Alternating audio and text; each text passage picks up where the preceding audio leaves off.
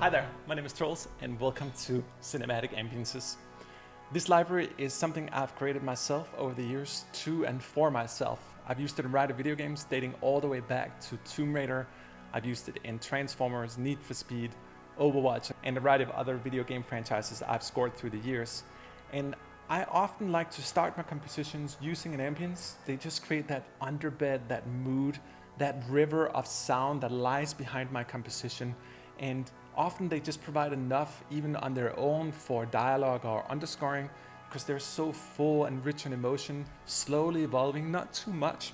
They're still ambiences just designed to sit in sort of the back of your composition or for direct underscoring as well. In this video, I thought it could be cool just to go unprepared into it. I'm just gonna load a variety of ambiences. We're gonna have fun. I have a variety of my favorite performers as well. They're gonna play it as well. And just let ourselves dive into this world of cinematic ambiences.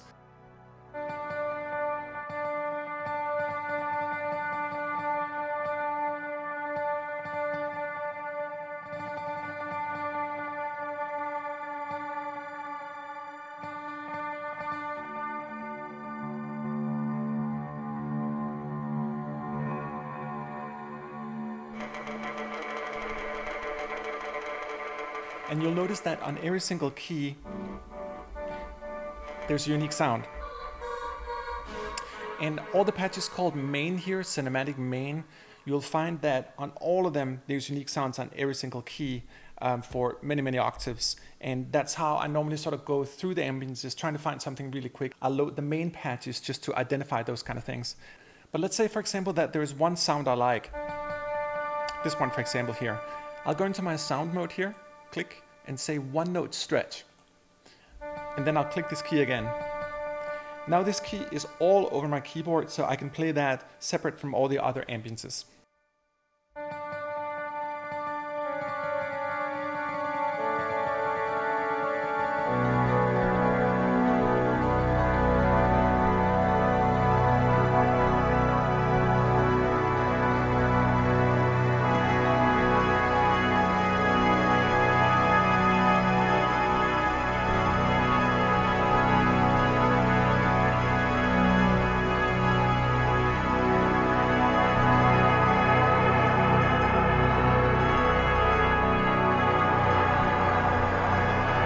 You can see there's a variety of modulations going on in this particular program here. The shimmer will be going up here. We can go into the matrix if you want to see closer what's going on. It looks like there's something playing with the delay time here as well. Let's go in and look what that is. Yeah, you'll notice when I move my mod wheel here that there's slight fluctuation in the delay time on this old beautiful BBD delay. That's the delay making that. Cool. Let's try another one. And in this case here, you'll notice that this is also one of the main patches. This is the cinematic main bulbul. These ambiences were made with the bulbul tarang, which is this unique Indian instrument. It's kind of somewhere between a guitar and a piano. You play piano keys, but they're sort of plugged in the side of the unit.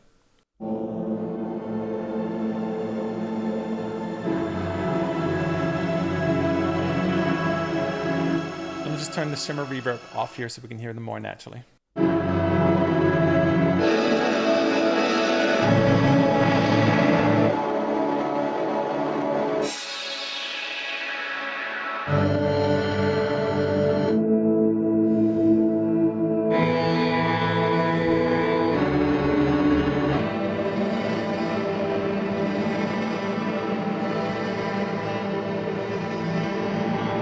I almost imagine some kind of like giant hall just full of gold inside of it.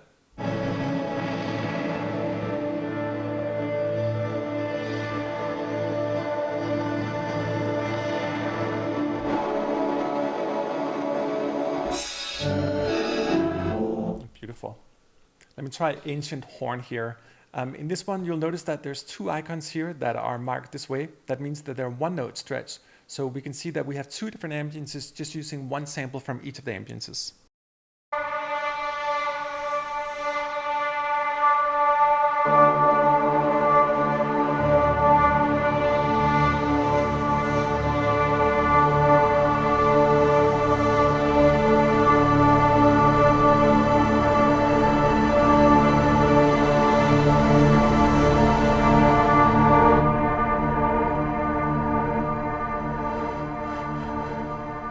And you'll notice as well that there's 2 shimmer reverbs on this one, as if one was not enough, plus a delay. Let me try to add the gate to it here as well.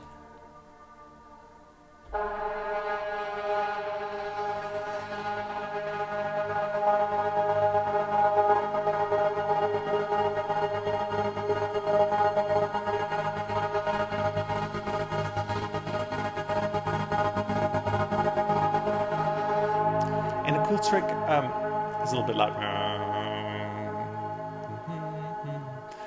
If you use the attack note here, all the attacks are going to get a little bit softer and have a little bit of a sort of swoop to them.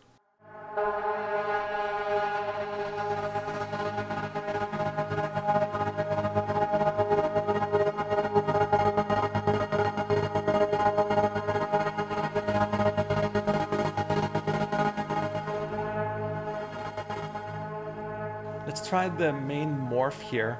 You're going to see that there's 2 different ambiences, but they're being morphed. And when I move my mod wheel here, it's going to morph between the ambiences.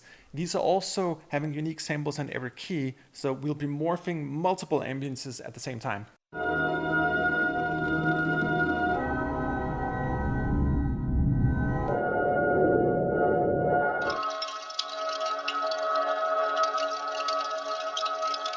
That's so cool. I remember this one many years ago. You're going to hear 2 different sounds, an ambience, and then these weird sort of clicks here. That was me on a summer night with a Weber grill. So the coals, the little baby coals, were giving that kind of sound to them, and together they sound like, and morph they sound like, and the other way.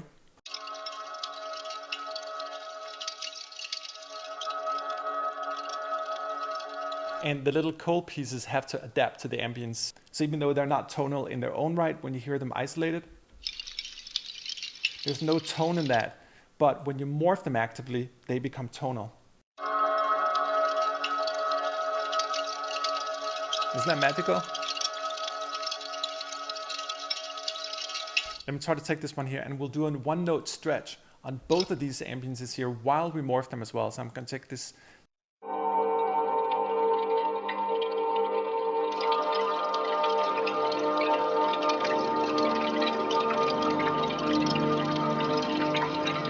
Let's try to, let me do that again. I'm going to throw a rain delay on this one here, so it's going to emulate rain on every single key.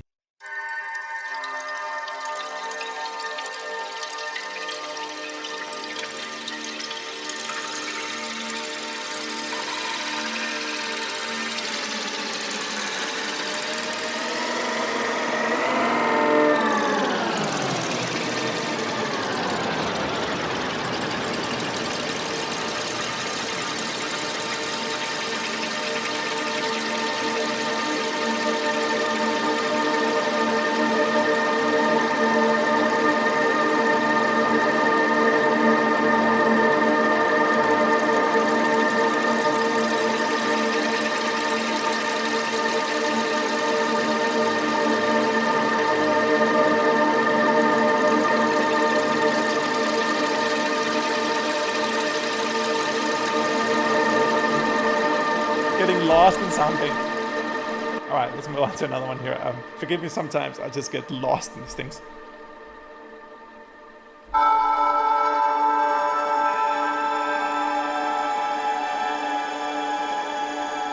And this one as well, you'll notice that we're morphing between 2 different ambiences again.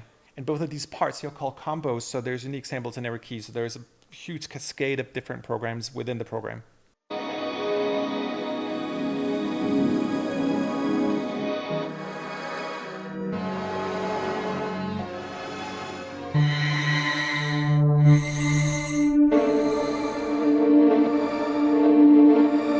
And that's when we're talking about like how deep these libraries go. It's not just that you have hundreds of different ambiences, but it's also that you can create brand new ones just by easily taking 2 different parts. Let me just do it right now and build something completely random here.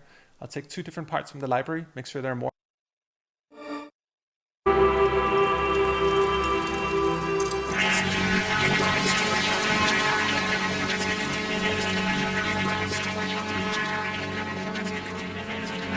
I hear talk in this one here. Let me see what that is. Oh yeah, I remember this one. I made these sort of deep cinematic kind of evil whispers.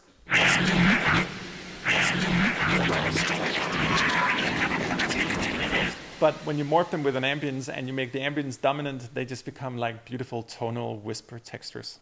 I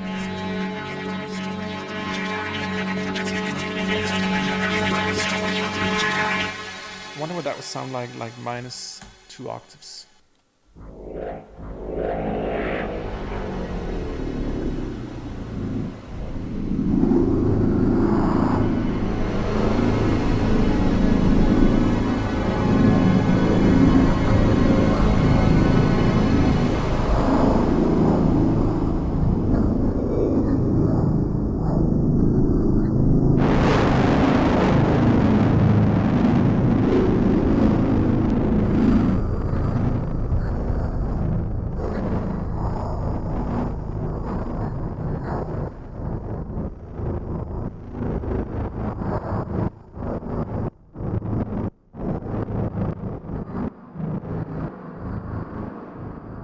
Another one.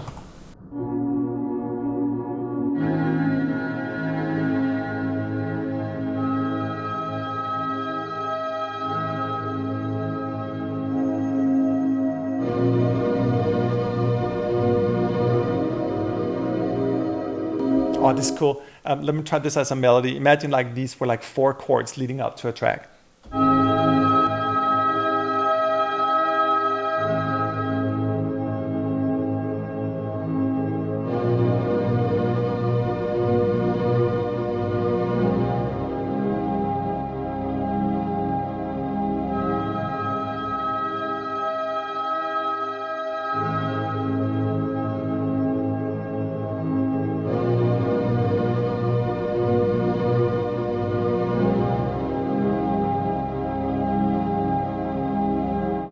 Bubble worlds.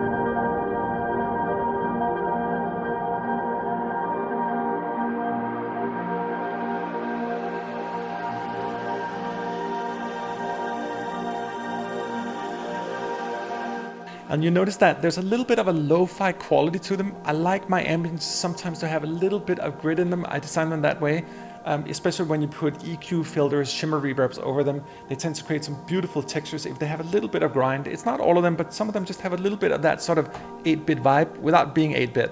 And just to give you an idea about how many different ambiences you can have just inside of a single part, let me just show you here.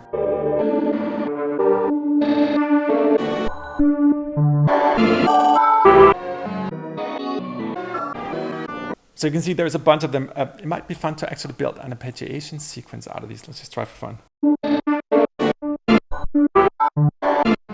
Almost becomes sort of an old like wave synthesis.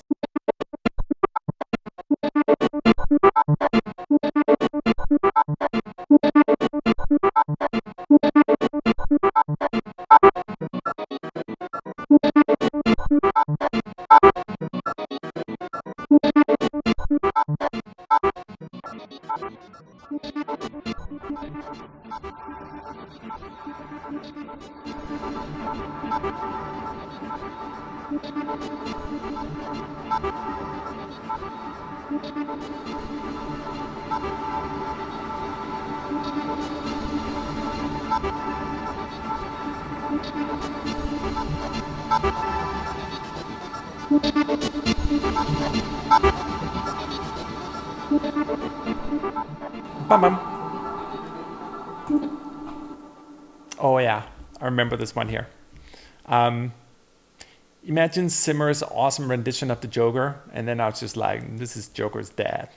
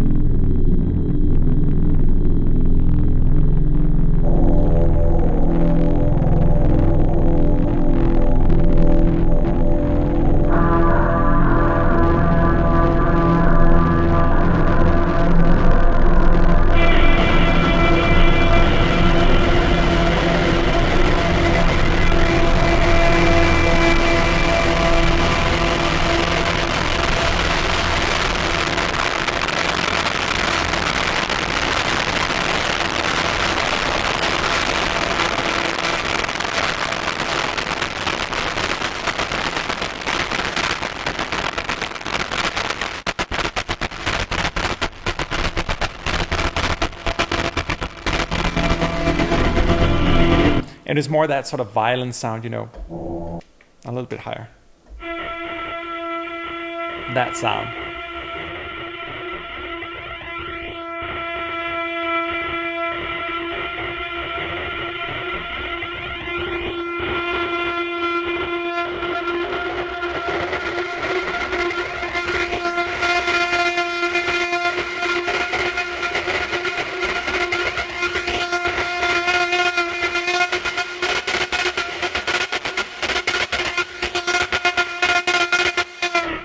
And here's a completely different take on how you can also use the ambiences. In this case here, it's 3 different ambiences, all with unique samples per key, just put together for a sort of one note kind of dream.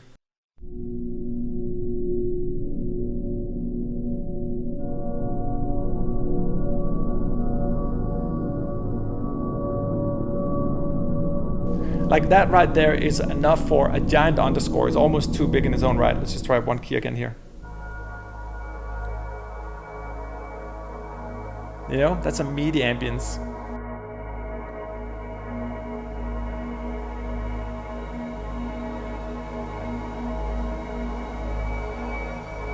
Oh.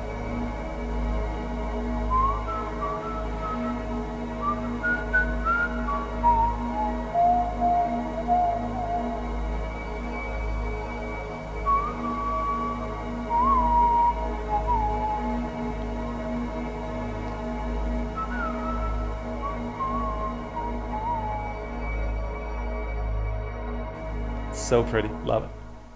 Here's a cinematic timeless pad. It has a little bit of a sort of old school tape quality to it.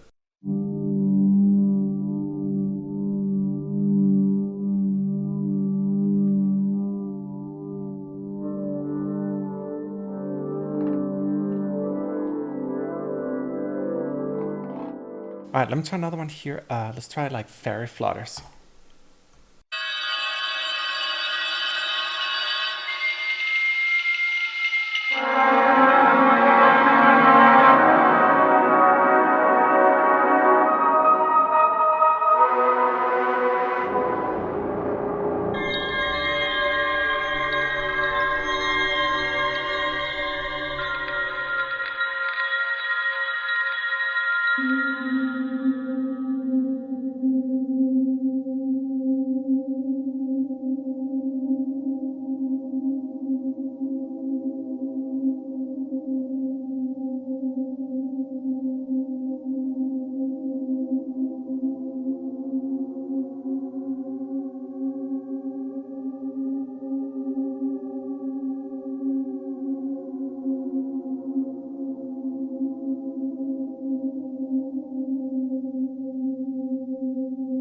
And you can hear I'm sort of sculpting the pitch of the sound.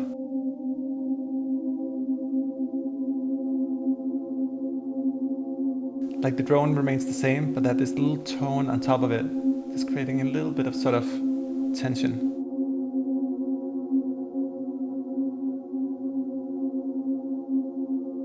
And this for me is when the composition starts becoming alive, so it's not just like a static drone, but that you use it in a way like,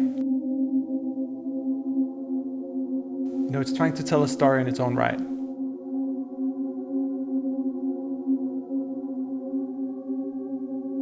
It doesn't always have to be so much to create like these emotions. You'll notice down here on the pitch bender and the mod wheel that I'm always sort of moving them a little bit. It's always just something going on. And for me, it's really to emulate the nature of acoustic instruments. You never get the same sound twice, and it's deeply embedded in Soundpaint as well. And if I don't feel it enough, I'm always just gonna like add a few things here and there to like make it bubbly again. And here's another example of just using 2 different parts from different libraries. Again, this one here is from Free Angels as well. It's just this beautiful guitar, and then I just took the ambience from Cinematic Ambiences called Combo Flutters here.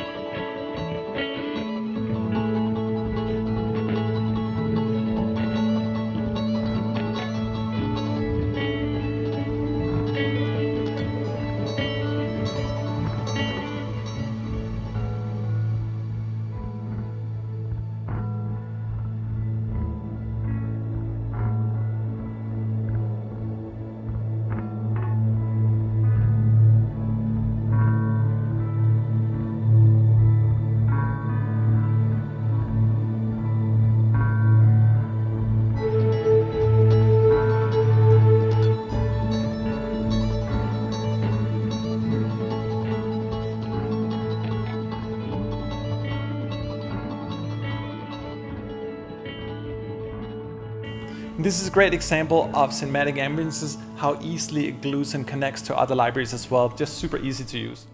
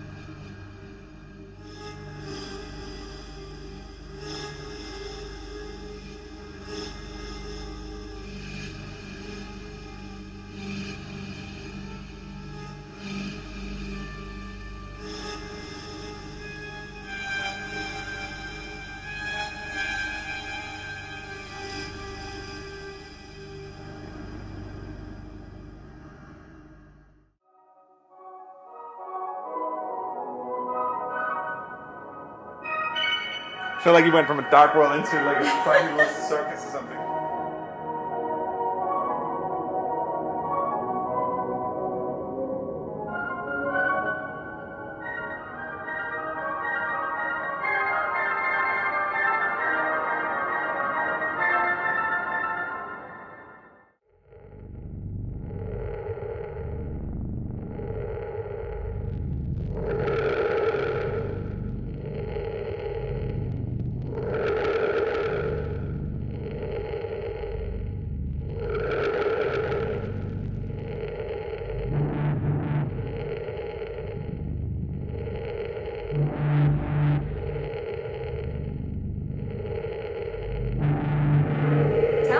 Cues are being written. Yeah.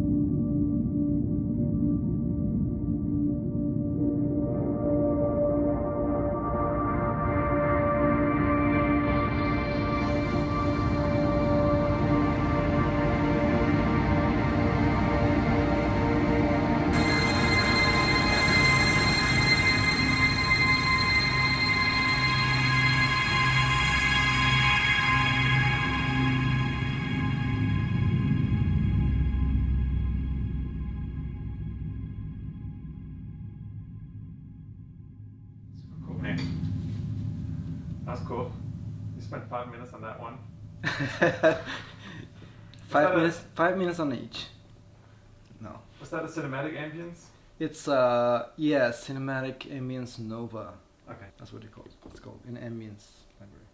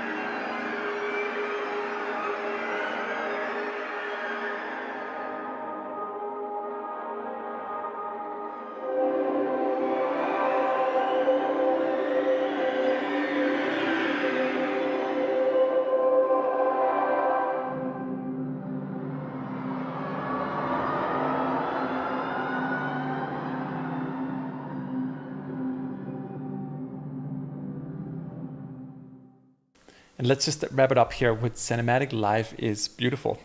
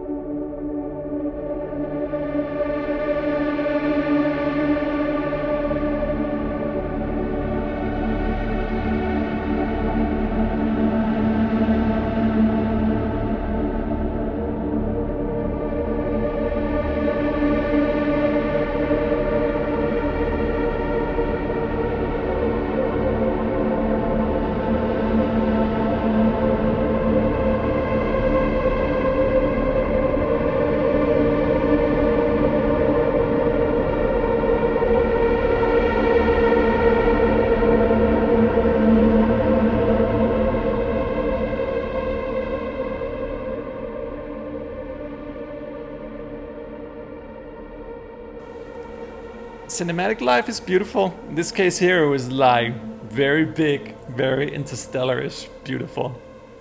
But that's cool. I hope you've enjoyed this journey. For me, this library is about like emotional tension in the sound, if you will. You know, like when a good chef spent time on curating his dish and delicately puts every little leaf down in perfection. When he takes the spices and just enough to give a little hint in the mouth of a unique taste or flavor. That's what this library is about in a cinematic, sonic kind of way. Cinematic soup, if we're using food analogies. So yeah, this is Cinematic Ambiences. It's a labor of love. This is how like my ear likes to hear things, and I hope your ear likes hearing it too. So thank you so much for watching this video. If you like it, you can give it a thumbs up. If you don't like it, give it a thumbs down. They always say that like click the bell to notification. I've actually never figured out how that works. Maybe you can, maybe you shouldn't. I actually dread notifications. No, don't do that. Like don't ding the bell or anything shitty like that, because like the last thing we need in life right now is more notifications. We need a beautiful, clean experience where we can just get to things in the fastest way possible. That's Soundpaint for you. Love you. Take care.